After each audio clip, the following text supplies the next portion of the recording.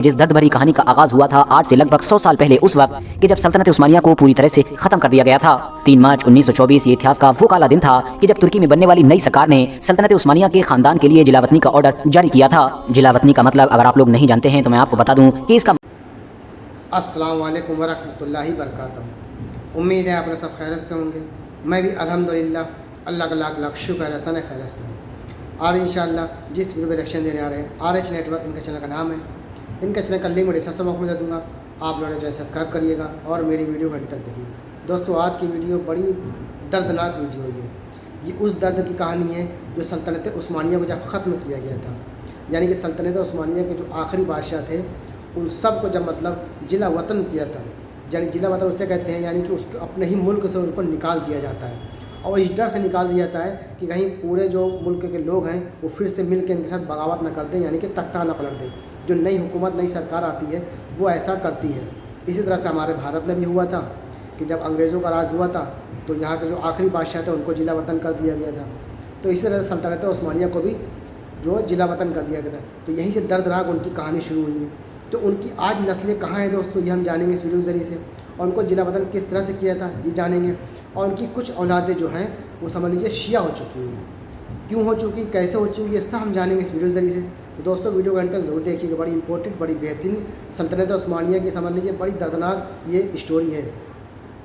तो आइए बिना देरी के पहले हम लोग वीडियो स्टार्ट करते हैं, फिर उसके बाद करते हैं। और जो भी हज़रात मेरे चैनल पे नए आते हैं सब्सक्राइब कर लिया करें। वीडियो अच्छी लगा तो उसको शेयर करके कमेंट करके अपनी कीमती राय ज़रूर बताया करें। तो चलिए बिना देरी वीडियो स्टार्ट करते हैं, फिर उसके बाद बात करते हैं। आज की इस वीडियो में हम उस्मानी खानदान की उस दर्द भरी कहानी के बारे में बात करेंगे कि जिस दर्द भरी कहानी का आगाज हुआ था आज से लगभग 100 साल पहले, उस वक्त कि जब सल्तनत उस्मानिया को पूरी तरह से खत्म कर दिया गया था।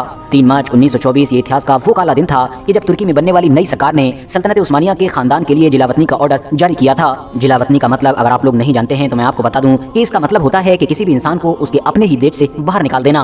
मिसाल के तौर पर हमारे देश भारत के इतिहास में भी 1857 में जब जंग आज़ादी की शुरुआत हुई थी तो अंग्रेजों ने सबसे पहले मुगल सल्तनत के आखिरी बादशाह यानी बहादुर शाह जफर की जिलावतनी का ऑर्डर जारी किया था और उनको हमेशा हमेशा के लिए अपने ही मुल्क भारत से बाहर निकालकर रंगून में जिंदगी गुजारने का ऑर्डर दिया था। ये आमतौर पर किसी भी हुकूमत या किसी भी सरकार की तरफ से उस वक्त ही किया जाता है और उस इंसान के साथ ही किया जाता है कि जिसके बारे में उस सरकार को ये डर हो कि देश की जनता उसके साथ मिलकर हमारे खिलाफ बगावत कर देगी या फिर हमारी हुकूमत का तख्ता पलट कर देगी। लिहाजा उस्मानी सल्तनत के खिलाफ आने वाला जिलावतनी का ये ऑर्डर सिर्फ जिलावतनी का ऑर्डर ही नहीं था, बल्कि एक ऐसे मुश्किल सफर की शुरुआत थी जो अगले कुछ सालों में उनको अपनी जिंदगी में गुजारना था। सल्तनत उस्मानिया को जब खत्म किया गया तो सबसे पहले तो उस्मानी खानदान के लगभग 156 लोगों की तुर्की की नागरिकता यानी सिटीजनशिप को ही छीन लिया गया। एक ऐसे कानून के तहत कि जो कानून 3 मार्च 1924 के दिन ही उनके ऊपर जबरदस्ती लागू किया गया था और उनको ये ऑर्डर दिया गया कि अगले 3 दिन के अंदर हर हाल में उनको तुर्की देश को छोड़ना ही होगा। अब जाहिर है तुर्की से जिलावतन होने वाले इन लोगों में बहुत सारे लोग ऐसे भी थे कि जो अपने बच्चों के साथ जिलावतन हुए, बहुत सारे बच्चे ऐसे थे कि जो अपने माँ बाप के साथ तुर्की से निकाले गए, जबकि ऐसे बहुत सारे नौकर चाकर खिदमतगार भी थे कि जो कई पुश्तों से नस्ल दर नस्ल उस्मानी खानदान के ही खिदमतगार रहे थे। तो इसीलिए वो किसी भी हालत में अपने मालिकों को, अपने आकाओं को छोड़कर नहीं जाना चाहते थे। इसीलिए उन्होंने भी साथ में ही तुर्की से जिलावतन होने का फैसला किया और इस तरह से अब ये 156 लोगों का आंकड़ा सैकड़ों लोगों में बदल चुका था। टाइम टू टाइम बनाए गए इस कानून के तहत इन लोगों का तुर्की देश वापस आना तो दूर, बल्कि इनको किसी और देश जाते वक्त तुर्की से गुजरने तक की इजाजत नहीं थी।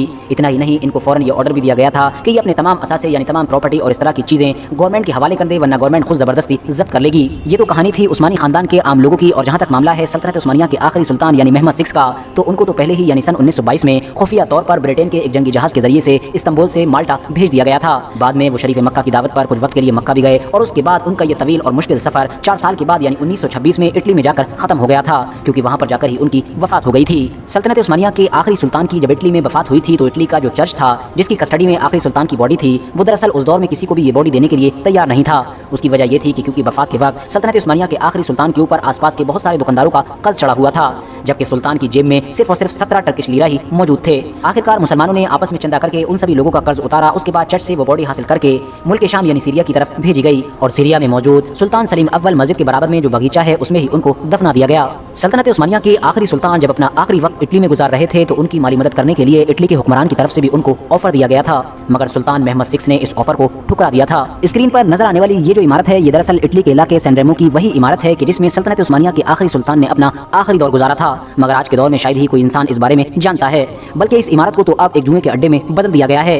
वर्थ नोटिसिंग बात तो ये है कि सल्तनत उस्मानिया में औरतों को हुकूमत करने का इख्तियार नहीं दिया गया था, मगर उसके बावजूद भी जब जलावतनी का मामला आया यानी तुर्की से बाहर निकालने का मामला, तो इस नई हुकूमत ने सिर्फ मर्दों को ही नहीं बल्कि औरतों और बच्चों को भी नहीं बख्शा। इवन जो नए नवेले दूल्हा दुल्हन थे उन तक को जलावतनी का सामना करना पड़ा। RH नेटवर्क के नॉलेजेबल फ्रेंड्स, आमतौर पर इतिहास में यही देखा गया है कि जब भी दुनिया की किसी हुकूमत का तख्ता पलट किया जाता था यानी किसी हुकूमत को खत्म किया जाता था, अब वो चाहे हुकूमत यूरोप के किसी इलाके की रही हो या फिर दुनिया के किसी दूसरे इलाके की, तो ज्यादा में ज्यादा सुल्तान को यानी बादशाह को ही कत्ल किया जाता था और कभी कभी तो बादशाह को सिर्फ जलावतन किया जाता था। बाकी की उसकी जो फैमिली हुआ करती थी उससे कुछ भी नहीं कहा जाता था, बल्कि इसके उलट उसकी फैमिली का न सिर्फ वजीफा मुकर्रर कर दिया जाता था बल्कि उसको बहुत ज्यादा इज्जत भी दी जाती थी, क्योंकि जाहिर है आम लोगों की नजर में वो एक ऐसी फैमिली हुआ करती थी जिसके बाप दादा उनके हुक्मरान रहे थे। मगर यहाँ तो मामला पूरी तरह से उलट था। तुर्की में बनने वाली यंग तुर्क की इस नई हुकूमत ने उस्मानियों से नफरत में सारी हदें पार कर दी थी। क्या बड़े, क्या छोटे, क्या मर्द, क्या औरत, किसी पर भी किसी तरह की कोई नरमी नहीं दिखाई गई थी। उस्मानी खानदान शुरू में इजिप्ट यानी मिस्र जाना चाहता था कि जो खुद किसी दौर में उनकी सल्तनत का ही हिस्सा हुआ करता था, मगर वहाँ पर मौजूद ब्रिटेन हुकूमत और शाह फवाद की जो सल्तनत उस्मानिया से हद से ज्यादा जला करता था, उसने इस चीज की बिल्कुल भी इजाजत न दी। इसके बाद उस्मानी खानदान ने सीरिया यानी मुल्क शाम जाने की कोशिश की, तो उनकी इस कोशिश को अतातुर्क की नई हुकूमत की तरफ से रिजेक्ट कर दिया गया। जिसके बाद जहाँ एक तरफ उस्मानी खानदान के कुछ लोग तो बैरूत में जाकर आबाद हो गए कि जो उस वक्त फ्रांस के अंडर में था, वहीं कुछ लोग यूरोप के अलग अलग इलाकों में जाकर आबाद हो गए। इस तरह से उस्मानी खानदान पूरी तरह से बिखर कर रह गया। यानी दोस्तों, उस्मानी खानदान को आखिरी वक्त में भी किसी मुस्लिम देश में पनाह देने की बजाय उनको ज्यादा से ज्यादा जलील करने के लिए यूरोप के उन सभी इलाकों में भेजा गया था कि जो इलाके खुद उस्मानी सल्तनत को एक लंबे वक्त तक टैक्स देते रहे थे। इनको जिलावतन करने से पहले यानी तुर्की से निकाले जाने से पहले इतनी सी भी मोहलत नहीं दी गई थी कि जिस वक्त में वो अपनी कीमती और पर्सनल चीजों को इकट्ठा कर पाते, यानी अपने पर्सनल जेवरात को बेचकर माल अपने पास जमा कर पाते कि जिसके जरिए से वो अपनी आने वाली जिंदगी गुजार सकें। और इन्हीं सारी चीजों का नतीजा था कि बाद में यूरोप के अलग अलग इलाकों में उस्मानी खानदान की बहुत सारी औरतें बर्तन मांजते हुए या इस तरह के दूसरे काम करते हुए पाई गई थी, ताकि वो इन कामों के जरिए से अपनी जिंदगी गुजर बसर कर सकें। जाते जाते भी उस्मानी खानदान के साथ ऐसा सलूक और ऐसा जुल्म सितम किया गया कि जो इतिहास में बहुत कम ही देखने को मिलता है। मगर इन तमाम चीजों के बावजूद भी उस्मानी खानदान ना तो अपने मजहबी रिवायत भूला और न ही ईमानदारी को भूला। जाते जाते भी आखिरी सुल्तान ने सल्तनत की आखिरी अमानत नई हुकूमत के हवाले की थी, जो कुछ और नहीं बल्कि एक सिगार केस था। ओगूस खान के ये जानशीन अपने ही मुल्क अपने ही वतन से बड़ी बेदर्दी और जिल्लत के साथ निकाले गए थे।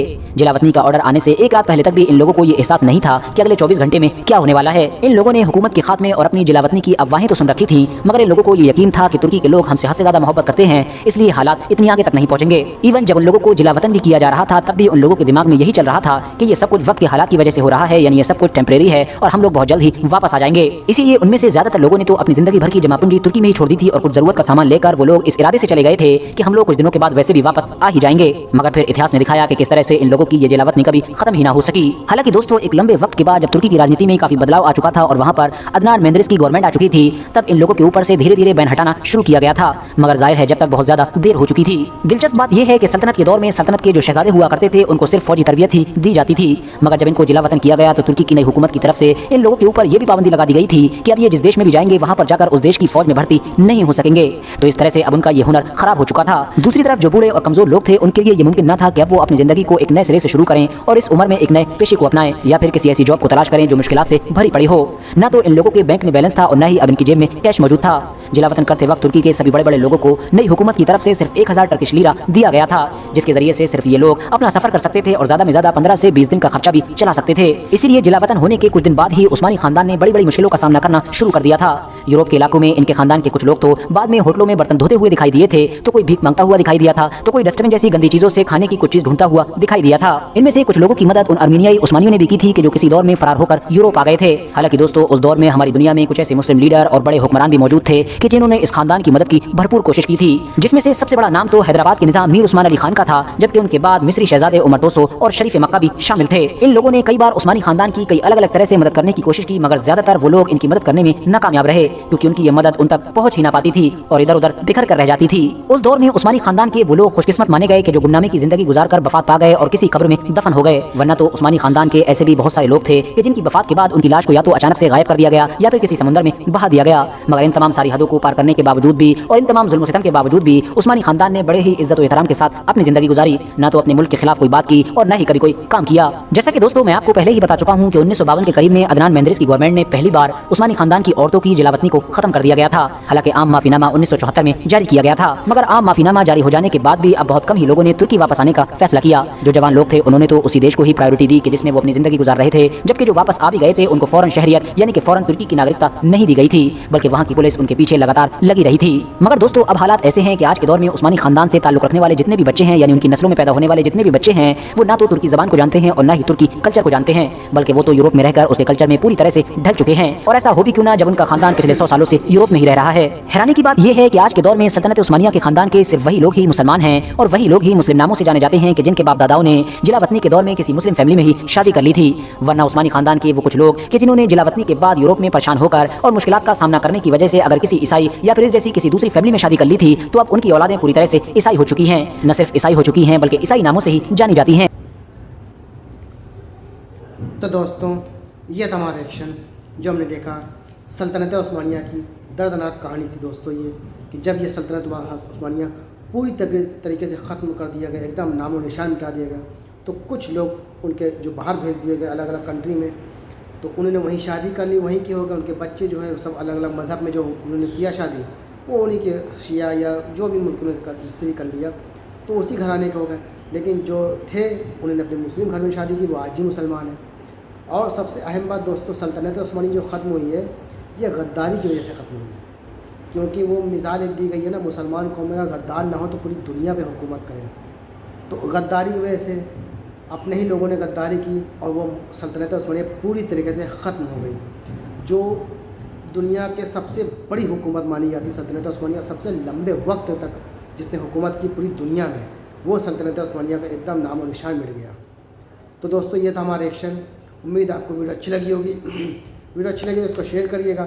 हम आपसे मिलेंगे नेक्स्ट वीडियो में। तब तक के लिए अस्सलाम वालेकुम वरहमतुल्लाहि वबरकातुहू।